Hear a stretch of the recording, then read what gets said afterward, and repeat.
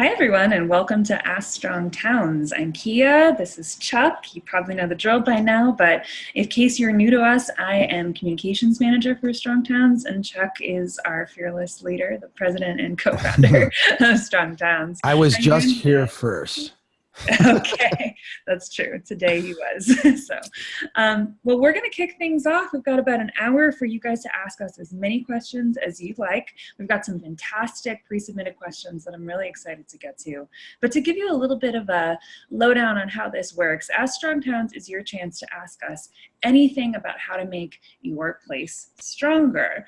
There are some caveats, though. We would love it if you would keep your questions short so that other people who are listening on the webcast and eventually when we strip the audio off of this onto the podcast can understand it and follow along. This is a community live event. That's why we do Ask Strong Towns as a webcast. I want to also encourage you to keep it a little less technical if you can. Avoid some acronyms. I know how much engineers love acronyms. Not pointing fingers. What? Totally pointing fingers. I don't know what you're talking about. Right. And if you need a little tutorial on how to do it, go ahead and click that Q&A button down in the bottom of your screen rather than the chat feature. We won't see it if it goes to the chat feature. So if you're ready, Chuck, I'm ready to get going with some of these pre-submitted questions and we can see the Q&A stack up in the meantime. I am ready as I will be. Okay. So let's kick off with a question, a tough one, from Stephen Jack. How do we abandon the failing suburban experiment without abandoning the people trapped in it? What are the human consequences of design? Yeah, we're starting off with a softball there. no problem. I feel like this is the question of our age, right? And it goes towards this I think deep underlying problem, that kind of is America too. And this came out when I chatted with Pete Saunders on his podcast. If people want to live in a place, even if like we know that like the destiny of this place is failure or it's not financially viable, what do you do? And particularly, what do you do when those people are tend to be groups of people who are disadvantaged to begin with, have a legacy of being discarded. This is, I think, like the existential problem of America. So let me just back up and real briefly give you like 1,000 years of history of cities. And this is really coarse, but it's coarse because I want to get to this larger point. If we look at cities historically, cities have always been wealthy people surrounded by poor people. You can think of a castle where the noble people lived inside and the serfs lived outside. It's like you're outside, fend for yourself. You're inside, we got you covered. In the US, after World War II, we spent trillions of dollars inverting that. And we wiped out the value in our cities and we created immense value in the suburbs. And we said cities are from now on in the United States going to be poor people surrounded by rich people. And that is kind of the system that I grew up in, that you grew up in. That's what we saw, is that cities were disinvested in. That was where poor people lived. Don't go there, there's crime. What we see now, that kind of the support infrastructure of that way of life is slipping. I mean, we don't have the financial burn to keep that up. What we see is that cities are starting to again become homes of wealthy people, place where the more affluent tend to live, and suburbs are becoming increasingly more impoverished. Here's the fascinating social aspect of this, and this is what came out in Pete Saunders, my conversation with him. He said, my wife grew up wanting to live in the suburbs. Like, we lived in the inner city and she really wanted to live in the suburbs. That was where all the rich people lived. All of a sudden now the suburbs are becoming more affordable. Like, you can go live there. And there's a lot of people, you see this, not only Pete is African-American, not only in African-American circles, but you see this across a broad demographic, people who were poor and this, American lifestyle was out of reach for them. All of a sudden now it's like the affordable option. And there's a lot of people who are gravitating to this right at the time when these places are starting to fall apart and we're starting to disinvest in them. Do we go in and tell them you can't do this? I actually asked that question to Pete. I'm like, should we tell you, should we tell your wife that, like, no, we know best for you. You can't have this. Yeah. And he's like, no, like, we can't do that. Do we go in and spend money we don't have propping these places up? We will try that for a while. I'm sure that we will. I don't think we'll be successful doing that, because I don't think you can maintain something that is just financially not viable. I don't have an answer to like what we do. I don't. For me, I feel like the Strong Downs approach, the idea is that if we build incrementally across a broad framework of the country, that pockets of success will emerge, and they will emerge at such a pace and a rate of change that they will be able to not only keep people there, but accommodate new people in at a bunch of different price points. And so my hope would be that if you create a dynamic enough system, the people who are not making it in other places will have viable options to move to that won't leave them destitute. It won't become a binary equation where this place is successful and wealthy and this place is not successful and poor. Yeah. Beyond that, I don't have like a way to go to, if we backed up 30 years, the poor neighborhoods of Detroit that were, destined to implode, and say, look, you all should move. Here's money for you to move somewhere else. They're like, why would I move? I just got here. I love my neighborhood. I love my home. Not knowing that, in 2 or 3 decades, it would be gone. I don't know if you have any like different thoughts than that, but I feel like that is the kind of existential question of our time. It's the thing when we look back at the 50s and 60s and we label it as white flight and we put all these connotations with that. I feel like in 40, 50 years from now, they're going to look back at this period of time and they will have some name for it that is synonymous with abandoning poor people. Right. This is such a tough question. And in some ways, I don't think it's really Strongtown's role exactly to solve it. I think that our role is largely to talk about, here's the math. There's enough work to do right there to talk about what the math is behind this stuff. Amen. And to do like the thorough accounting that needs to be done on a continuous basis in cities across America. I've been thinking about this a lot in the wake, honestly, of the natural disasters that we've seen throughout the country recently, the hurricanes in North Carolina. And I was wondering, just idly the other day, how would you approach disaster management and relocation for the financial crisis that I agree with you, Chuck, is probably coming for a lot of these suburbs, and do it better than we do disaster management for hurricanes, tornadoes, fires? What would that look like? I'm not in that field and I'm sort of skeptical of it, but I think that there has to be some answer to it that is being given serious thought, is being given ideally incremental thought now, rather than, oh, by the way, we just checked our bank balance for this entire swath of a metro area and we're broke and you all need to leave tomorrow. It needs to be phasic. And I don't know what that would look like exactly, but I would love it if a reader would submit an article with their vision for it and we can talk about it. Let's start somewhere. Well, it's the old Ernest Hemingway quote, how'd you go broke? I went bankrupt slowly and then all at once. Yep. And there is this sense that, cities, you can see them in the slow bankruptcy phase right now. And the all at once obviously happens when there's some stress to the system. In 2008, our cities were on the brink of failure, widespread, as were our banks, as were like many things. And we stepped in as a federal government and kind of rescued them all. And said, we're gonna prop up this current system and keep it going a little bit longer. And, there's a lot of people now who are looking at that as like, look, it worked, it's success. And there's a lot of people like me who are saying, wow, we bought ourselves some time in a really expensive way without dedicating ourselves to continuing to fix stuff. The next time we hit this like rough patch is going to be really rough.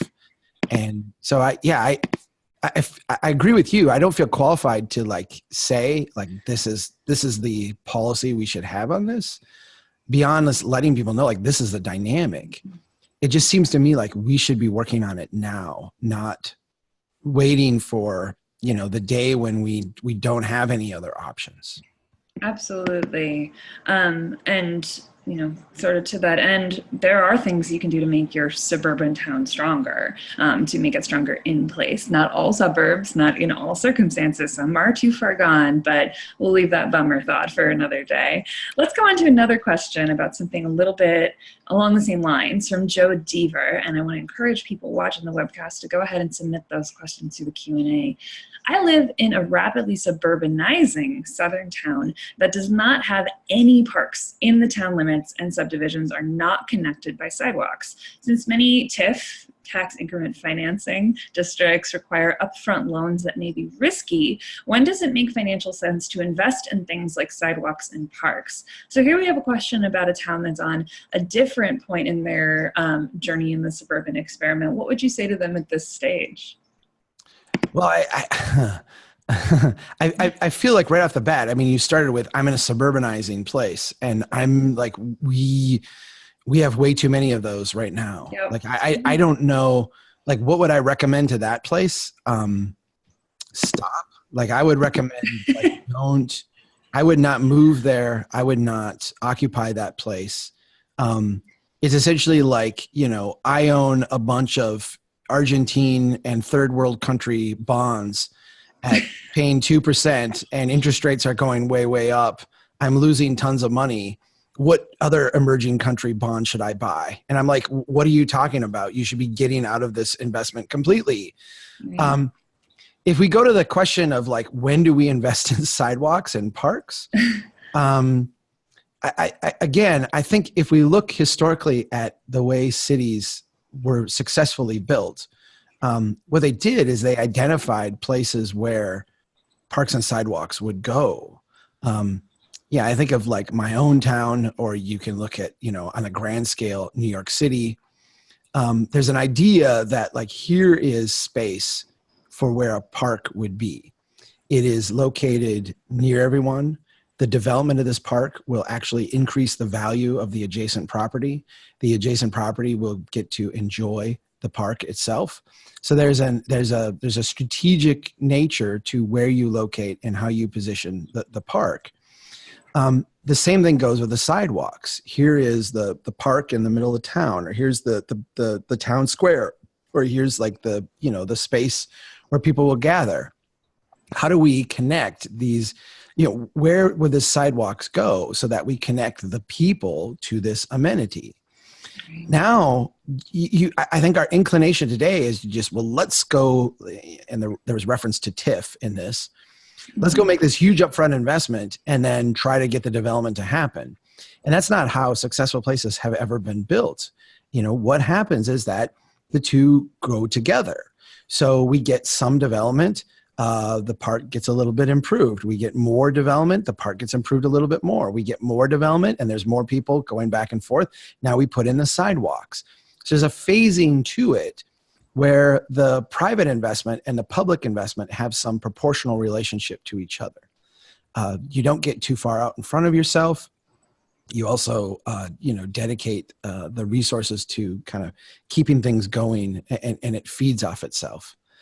That is not a suburban strategy. Nope. Suburban strategy. Let's lay it all out and build it all at once to a finished state, yep. And then just hope that we got it right. That's a very fragile approach that financially also doesn't work. So I kind of feel like you're trying to. I feel like if the question is looked at optimistically, it's like, how do we take like good urban design principles and put them into a suburban place? It's a little bit like, how do you take the DNA of, this animal and graft it onto this plant? I don't know how to do that. That doesn't make much sense. Well, I think a good first step, and you're sort of hinting at it, is to adapt. Think about your process. Think about the way that you're doing these things. And that's one of the reasons why I love working for Strong Towns, is because we aren't like the pro sidewalk people and the pro parks people. We're asking you to ask a different set of questions, which I think makes us very unique among the world of urbanist organizations. You mentioned New York City earlier, Chuck, and how New York City historically built its parks and how they identified opportunities and built on them incrementally over the course of generations.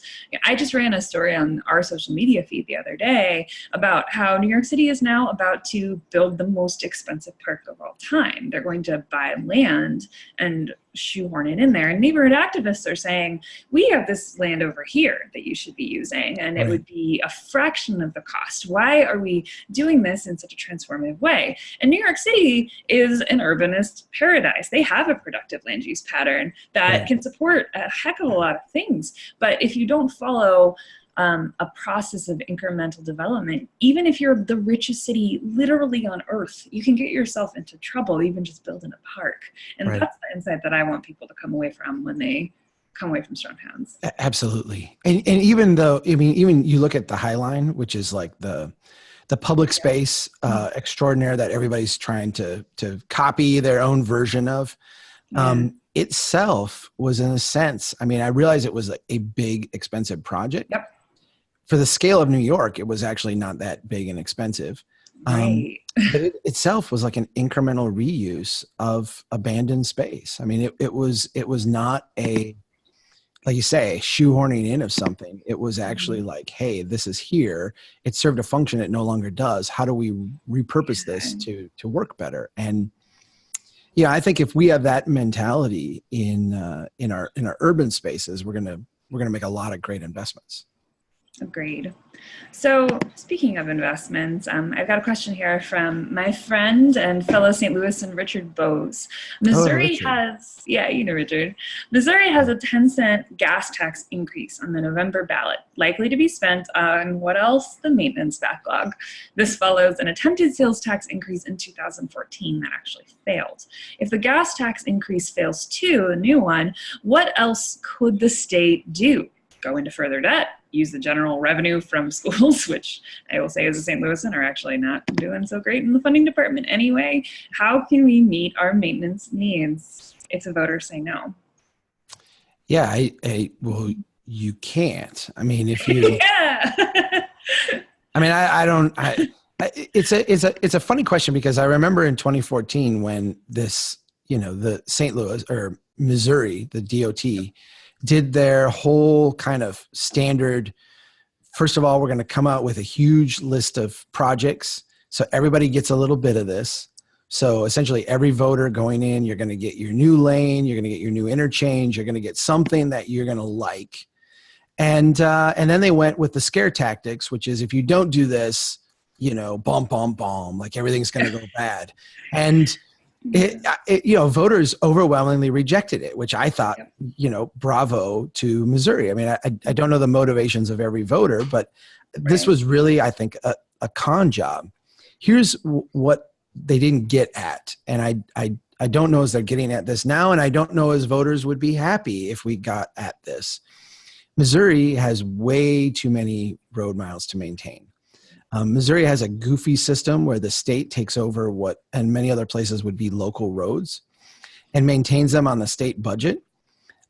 This gives every incentive for local governments to create lots and lots of roads and get all the new growth and development that they can induce with that, and then offload the maintenance burden onto someone else.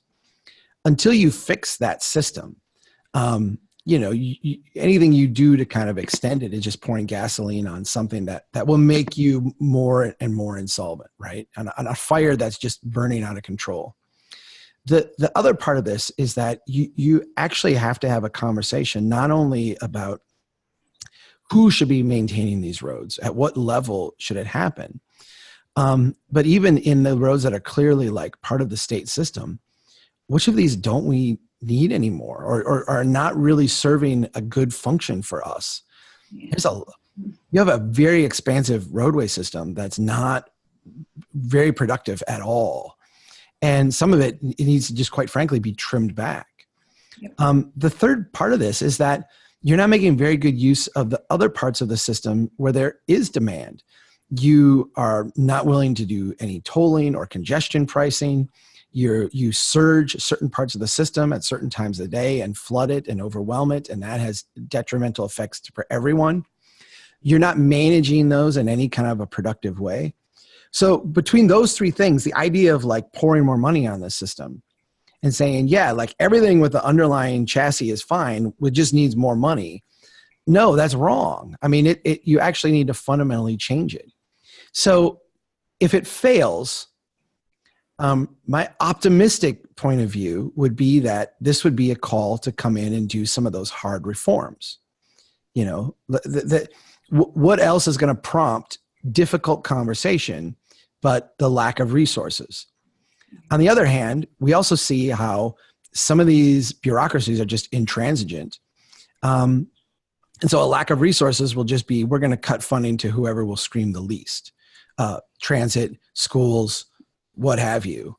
And that's also like a horrible approach. So for me, if I'm advocating in Missouri on this, I'm less, I maybe use this conversation around this ask for money as a way to have these deeper conversations about what our system is trying to accomplish and why we keep winding up in these places where we have recurring structural shortfalls. Absolutely. I'm just going to take a snippet of you saying that and send it to all my friends in Missouri. It's hard because we get into these binary conversations about like, well, a gas tax is going to hurt the working poor who are forced to drive all over St. Louis, which is like, yeah, but the reason they're forced to drive is because we have a road network that requires them to. And that is also a big part of what's creating poverty. There's something so much more fundamental that needs to be talked about. And it's hard to do that practically as an advocate in a town like ours. It's a challenging place to live in that way. Right. But I have a lot of solutions in storm towns that make me feel really hopeful. Thank you. Appreciate it. Thank you. Yeah. So we're still taking questions in the Q&A channel. Be sure to submit those now. Let's go to one from Brett Larder. My hometown of Cornelius, which is a lake town suburb of Charlotte, North Carolina, has a limited supply of affordable housing, partly because national companies buy up the inventories of homes priced between $150,000 to $225,000 and turn them into rentals of $1,500 to $1,800 a month. How can this problem be addressed or fixed? What do you do about a corporation buying up large swaths of housing stock?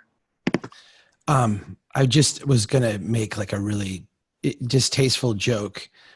They said they're lakeshore property, and I'm like, yeah. There's a lot of the Carolinas right now that's lakeshore property. Oh. I know. All our love to North Carolina to be. Yeah, I've been black humor to deal with sadness. My good friend Joe Minicozy has not been home. He was on the West Coast, and but Josh, his colleague and another one of my good friends, is home, and I've been texting a little bit with him, and yeah, he's like, it's crazy. So yes, hopefully everyone in the Carolinas is doing well, and whatever damage has been done is quickly remedied, and people can get back to normal soon. It seemed like it maybe wasn't. I don't know. We're still, right as we're recording this, kind of in the midst of figuring out what's going to happen. But it does seem like, I guess, optimistically, it's not been as bad as maybe like the worst predictions could have led us to be. This question is part of, I think, this problem we have with having a centralized, nationalized financial system. Right. What he's describing, investors coming in and buying homes in a certain price range and flipping them to rentals, is the side effect of what I alluded to earlier, where people said, after 2008, we came in and the Federal Reserve saved the economy, and action by Congress saved the economy, and now everything's going great again. And I said, well, no, it's just become really, really fragile. If you follow the money in that transaction, what happened was we went in and we had all these failing mortgages. I mean, home prices were trying to find an equilibrium, and they were dropping in value. And this led people who couldn't refinance their homes. They were on adjustable rates. When their rate reset, they couldn't sell their home for what they owed. And that just dropped prices even further. We had the whole phenomenon of jingle mail, where people would mail the keys back to the bank and you own it now. And what we had basically a market flooded with homes that people couldn't afford to buy. And so when we created all this money out of thin air and we pumped it into the banks and we said, banks, we're counting on you to save the economy. One of the ways that this manifested was that very, wealthy people banded together in hedge funds or real estate investment trusts or what have you, and looked for things that would pay a higher yield than the 0% interest rates that they could get in putting their money in a bank or in, buying treasury notes. And if you could go out and buy up a bunch of homes, hire someone to rent them out and manage the rental of them, you could do this at scale because the banks were unloading the mortgages. You could do this in certain markets that were not the tragically depressed or imploding markets, but the markets like near cities like Charlotte and cities like that, we're doing okay and we're weathering this storm just fine.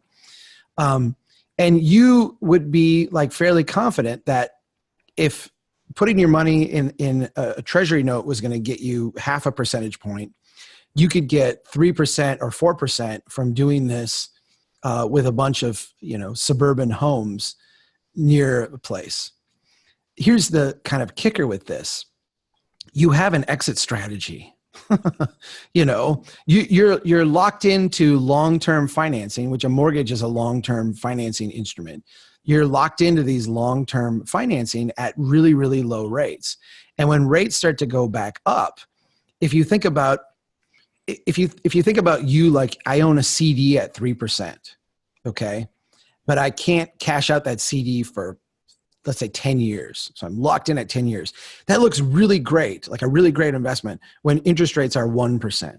But when interest rates become 5%, that CD is like a real loser, right? Like that's a bad investment.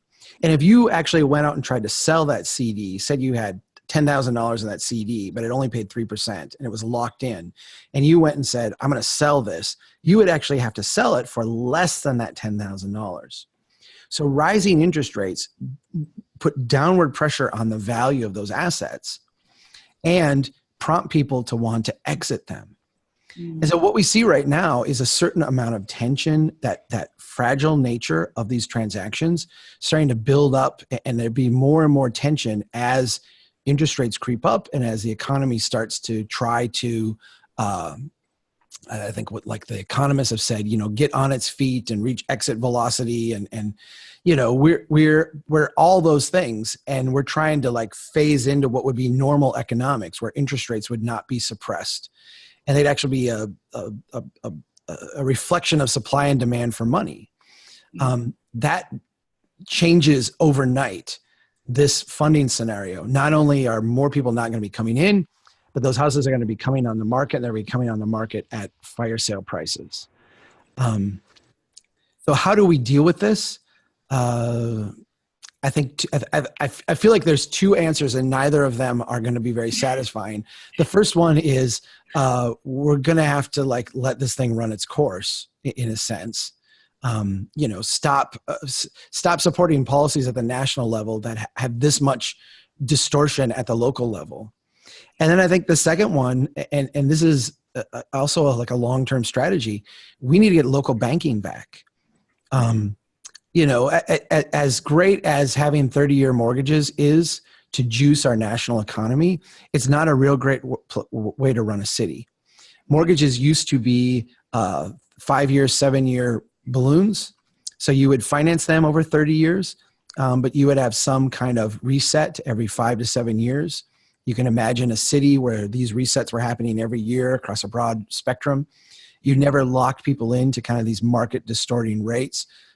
Your housing market could kind of adapt and float and react to like broader macro forces. And local banks held your loan.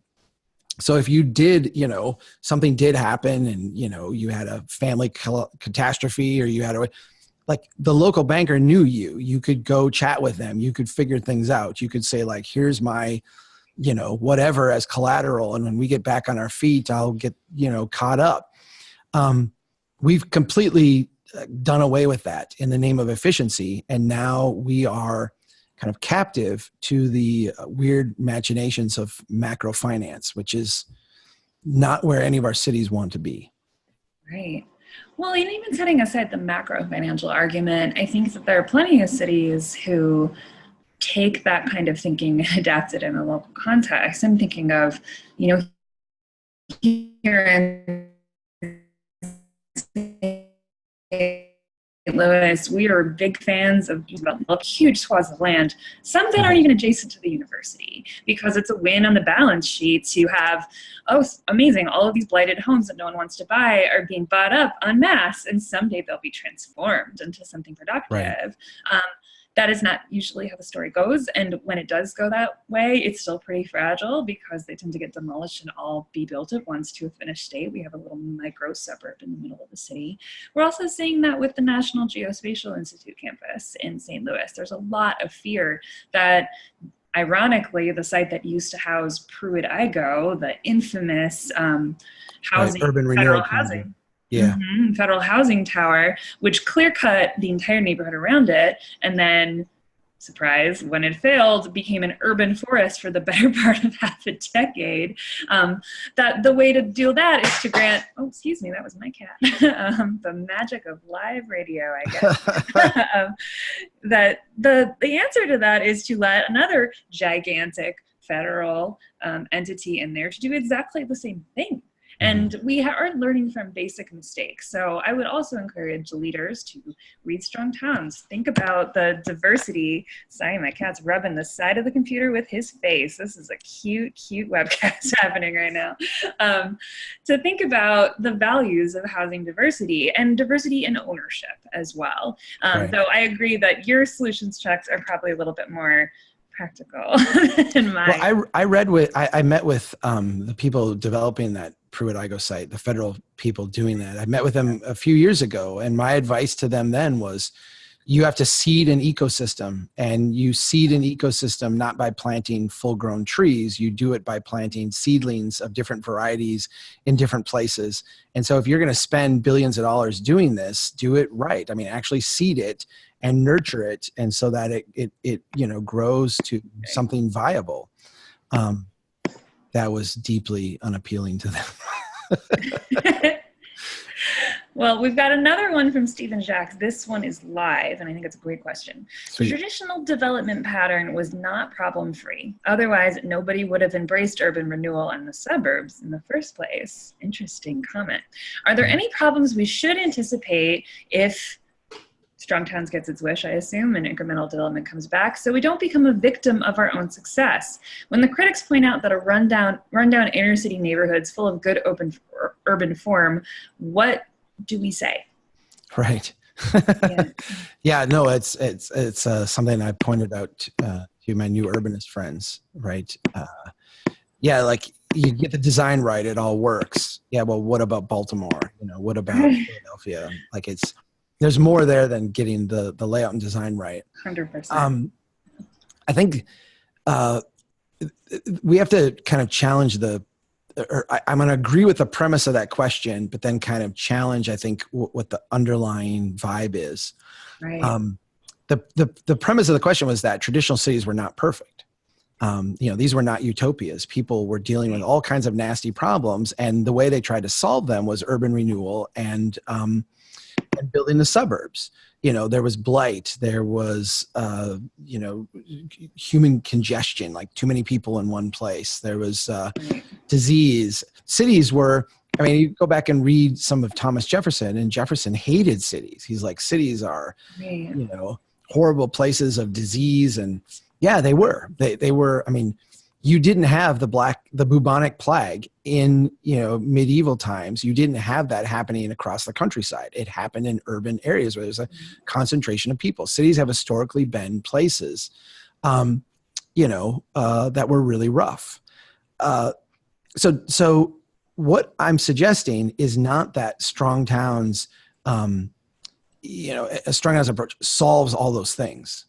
What I'm suggesting is that those are the things that actually prompt adaptation and evolution and change.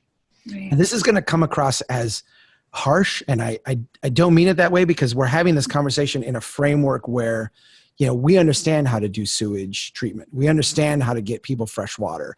We understand how to bring technology and things to urban places.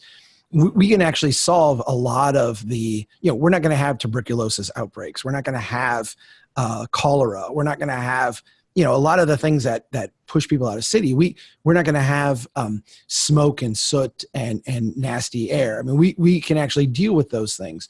But we can deal with them without like throwing the baby out with the bathwater, right? Yes. We can start to put these things in place in cities.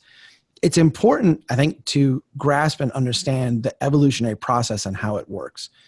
In complex adaptive systems, what you have is you have tension, stress, both stress in terms of like opportunities to grasp and limits of resources and challenges that force you to do things differently. And those things are the things that prompt adaptation and change.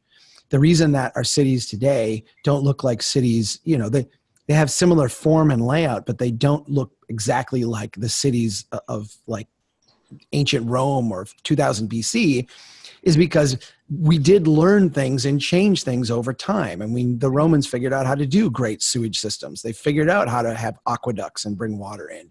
We learned these things, and so things started to change and adapt because there were problems that needed to be solved. What we did, and this gets to the complexity of the system, what we did is we had, after World War II, an abundance of resources. We basically could go in and solve every problem by using, the money we had, the wealth we had, the reserve currency status, the oil that we could pull out of the ground real easily. Like we just had everything all at once. And what we did is we said, we can solve every one of these problems. Here's how we're going to do it. We're going to move all you people out. You all get your own space. The people that are left behind, we're going to tear down this blight and we're going to build something new. And everyone's going to have a shiny, great America. We'll solve all these problems all at once. Bam. And when you do that, you realize that you can solve the problem in front of you, but all these interrelated complexities that go along with that problem don't work themselves out. In fact, they manifest as something even worse. When we look at evolutionary systems, what we find is that they respond to stress incrementally. And the reason they respond to stress incrementally is because when you change this thing, it's the butterfly effect, like it affects this thing over here in ways that you weren't anticipating. And so you have to allow the system to essentially react to your reaction. You have to allow the system to figure itself out as you evolve and change. Our lack of resources historically forced us to build incrementally. We didn't have the money to do broad transformational change all at once. We didn't have the resources to fix every problem overnight. And so we did the best we could and things worked themselves out. And essentially the system harmonized many competing objectives at once to the best of our ability. When we said, here's like the 5 problems we're going to solve, we went out and solved them. What we wind up with is this whole kind of system becoming non-complex, non-adaptive, and fragile. And I think that is, the underlying challenge. So if I were going to give like the evil tweet for strong towns, it's like, we need to get our stress back, right? Like we need to start not having a binary equation where it's success or absolute failure, which is what we have now. You can look at St. Louis and you've got neighborhoods that are doing really well and then neighborhoods that are failing. And there's not a lot like in between. The ones that are in between are all trending towards failing, like in a very quick way, right? We need to actually get more dynamism in there, where things are in a state of renewal, a state of tension. And that means to bring a certain level of stress back and allow places to flex and respond to that stress. Yeah. That is a more tense way to live. If we went to like the rainforest and we said to the top predator, we will bring your food here every day for you and deliver it, and you have to do nothing to achieve that. Pretty soon what you would see is that the entire like ecosystem of that place would stop working, because the top predator is like critical to keeping the whole system going. We essentially did that and more with our cities. We said, we're going to just solve that problem. And what we see is that this whole ecosystem of this human habitat stopped working. And so we need to get that ecosystem back. Now, that may not be like the optimum thing for that top predator. They would rather have like everything delivered to them and not have any stress and not have to do anything. But the whole ecosystem will be a lot healthier for everyone in it. And I think that's kind of where we're at right now, is our city works really well for the ultra rich and the privileged. It does not work for the entire ecosystem. And if we don't adapt, it's not going to work well for anybody ultimately. Yeah. I might reframe what you said very slightly, because I was thinking about Nassim Taleb the whole time you were talking. Yeah. Nassim Taleb, for people who are new to strong towns, we call him the patron saint of strong towns thinking. Chuck's favorite writer, I feel pretty safe saying. No, he's definitely my favorite author. Yeah. Yeah. Author of Anti-Fragile, among other many great books that you should check out. But he makes this point about that I thought was really good, about how that stress you're talking about, meeting it out across the system. The Black Swan was his most famous early book. Meeting it out across many generations, across the system, yeah, it's painful. That doesn't mean that pain and suffering don't exist in our current system. Right. What we're treating is small amounts of stress over time that are manageable, that are productive, that we learn from, for total catastrophe every half a generation, a quarter of a generation. That is suffering is a condition of any adaptive system. You don't adapt without stress. But saying we'll just put it off until later, we will rip out Pruitt-Igoe by the roots, and then we'll put something else totally back in, we're going to have the same catastrophe in a few years. We'll have some good years and they'll feel really good. But there will be all these second order effects for people who are not living in the National Geospatial Institute footprint. So that's just one example of sort of a way to answer Stephen's question. Well, I had this revelatory moment, because I had been very uncomfortable with what we were doing from a development standpoint for a long time when I worked as an engineer and as a planner. But I was still working within the current system, trying to make things work. And, I did believe that if we could come up with the right zoning or the right policies or the right road standards, we could build great places and make it work. And one day I woke up in 2008, a decade ago, and I heard the Secretary of the Treasury and the Speaker of the House, who were from very different political backgrounds and parties, come to me, part of the American people, and said, if we don't give $1 trillion to Wall Street banks, none of you have food on Wednesday. And I looked at that and said, if I live in a system where that is one of the potential outcomes, I do not want this system. If one of the potential outcomes is that, large swaths of Americans starve, if things don't happen, that's not a system that is robust enough for me to live comfortably in. And it started to, you look at what we give, what we gain and what we give up. We get the ability to eat nice fruit in the winter.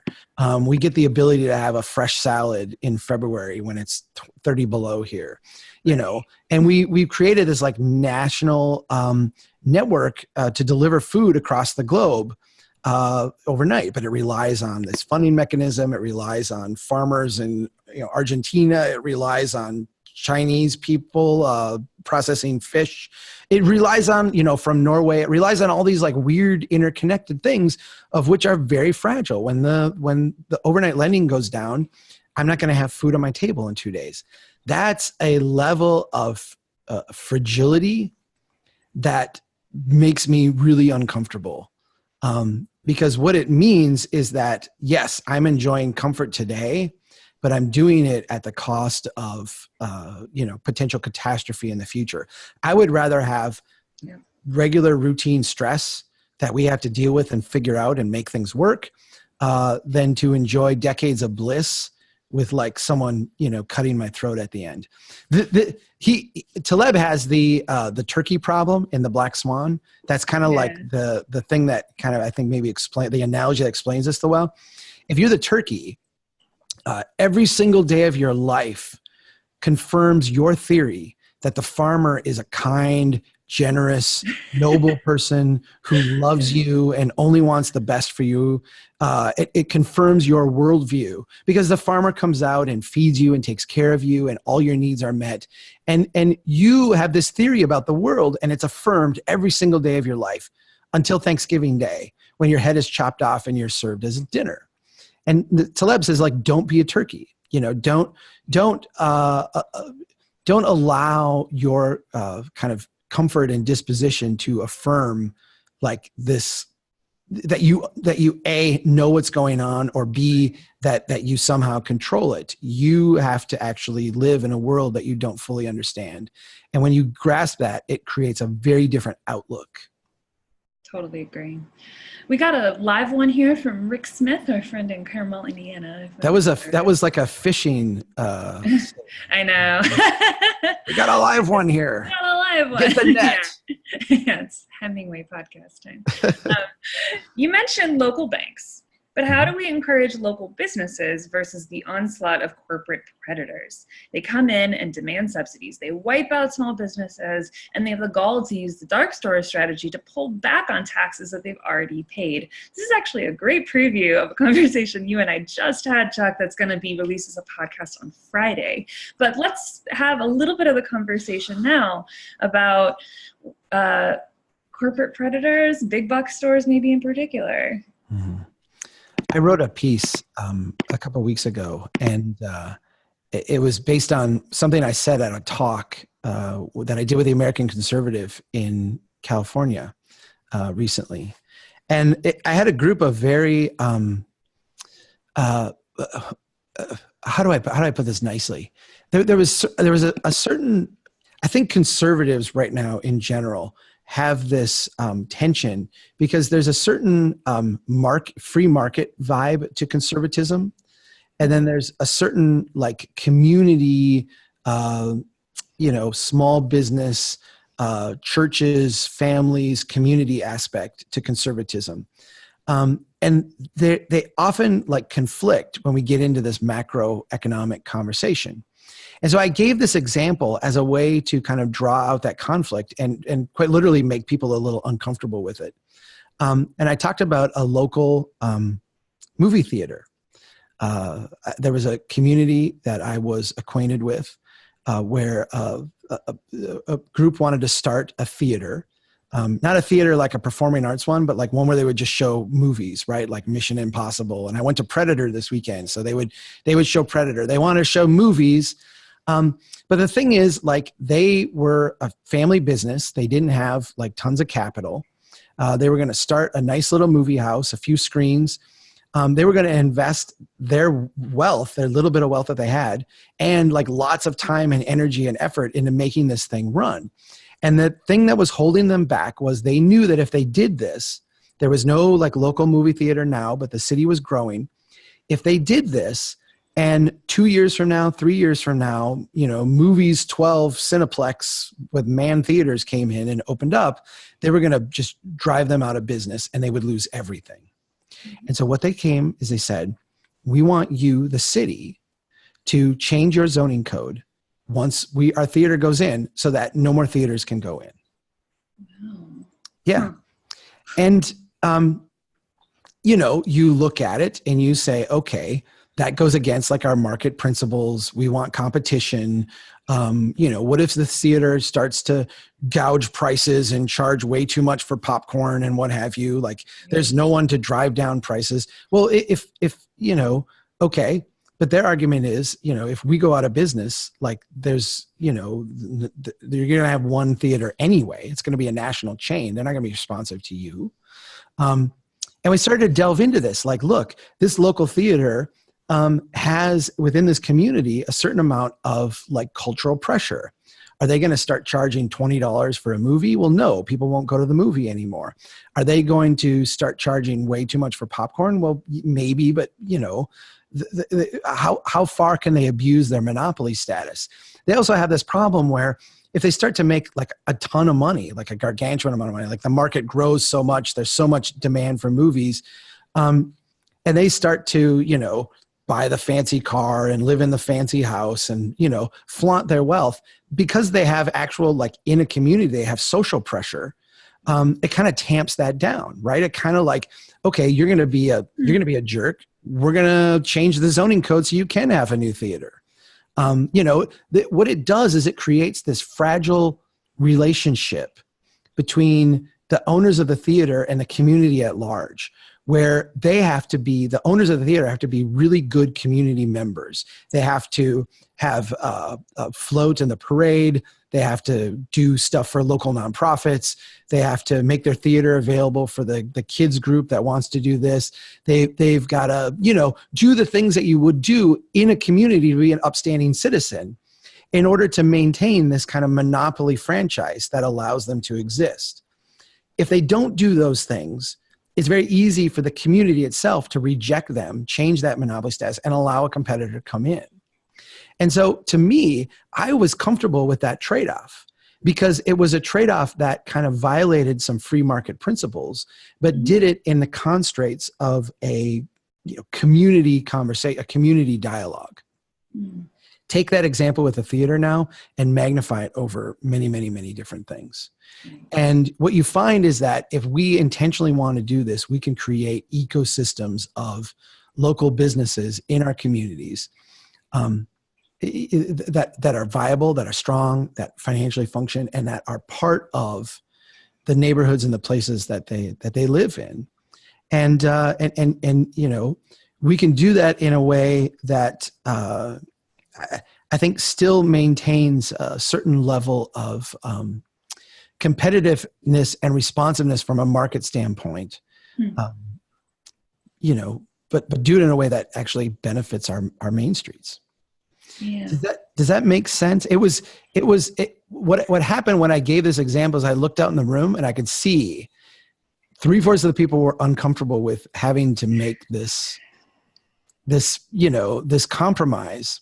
Yet there was really no other way to do it because, and this was like the Dunkin' Donuts example I wrote about years ago. You know, you start the donut shop and then Dunkin' Donuts comes in and opens up, and you've got to be a millionaire to open a Dunkin' Donuts.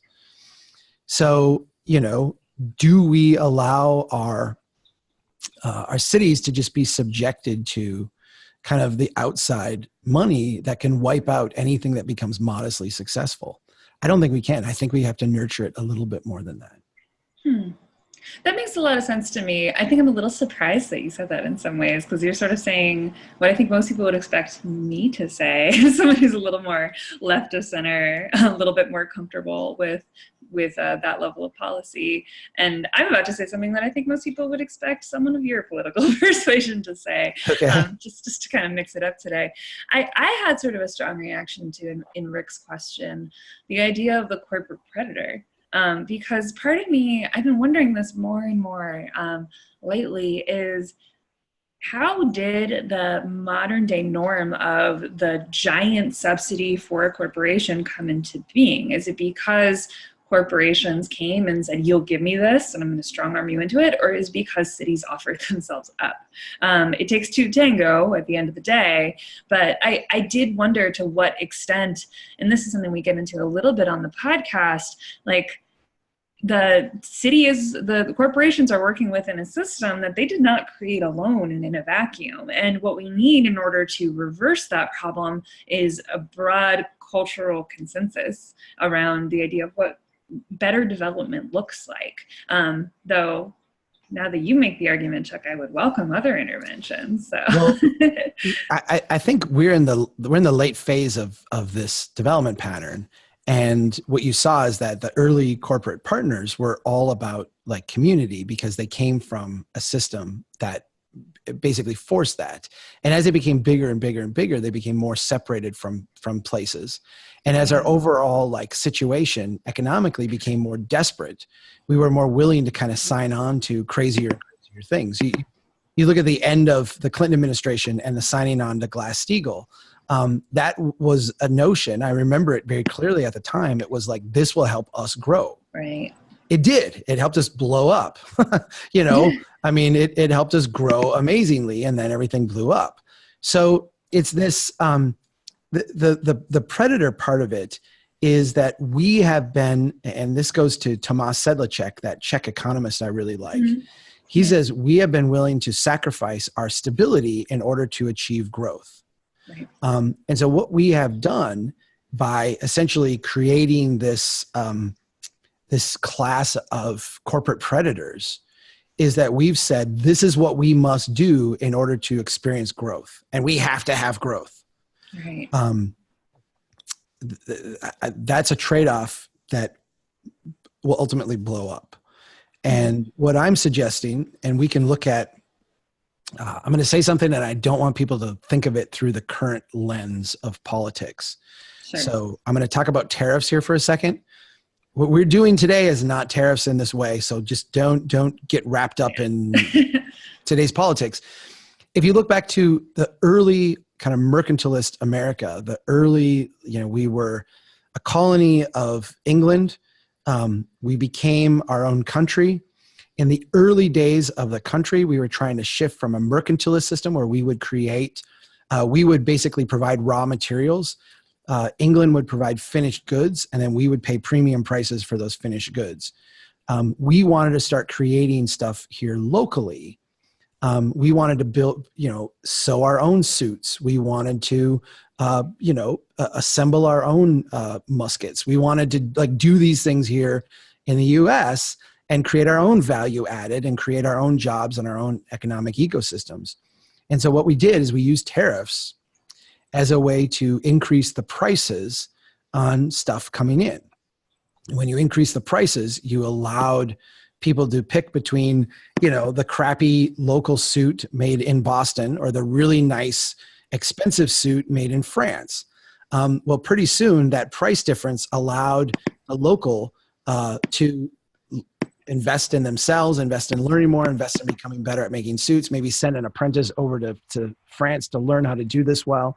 And we improved the quality of what we did. I feel like we're in the same, we're trying to do protectionism at a macro level. And what really needs to happen is if we're going to have protectionism, it needs to happen at the local level. The ecosystems that we need to create is not like a national ecosystem of major corporations. They're micro ecosystems of like local businesses that will make a city strong. Strong cities make strong states make a strong country. It doesn't work the other way around. Yeah.